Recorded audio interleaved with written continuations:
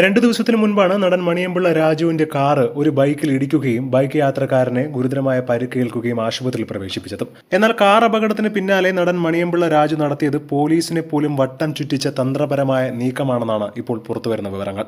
അപകടത്തിന് പിന്നാലെ തന്നെ രാജു ഒളിവിൽ പോയത് രക്തത്തിൽ മദ്യത്തിന്റെ അംശം ഉണ്ടോ എന്ന് കണ്ടെത്താൻ കഴിയാതെ അത്രയും സമയം പിന്നിടാനാണ് എന്നാണ് ഇപ്പോൾ ഉയർന്ന പ്രധാന ആരോപണം. അപകടം നടന്നയുടൻ തന്നെ തിരുവനന്തപുരത്തെ പ്രമുഖരായ ഒരു റിയൽ എസ്റ്റേറ്റ് മുതലാളിയെയും പിന്നീട് ട്രിവാൻഡ്രം ക്ലബ്ബിലെ പ്രധാനിയെയും രാജു ഫോണിൽ വിളിച്ചതായി വിവരമുണ്ട്.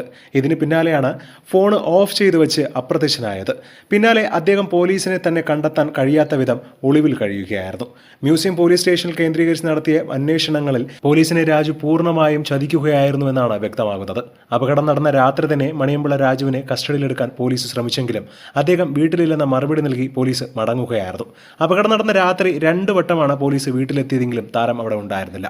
പിറ്റേ ദിവസം രാവിലെ മാത്രമാണ് രാജു പോലീസിനെ വിളിച്ചതും സ്റ്റേഷനിൽ ഹാജരായതും.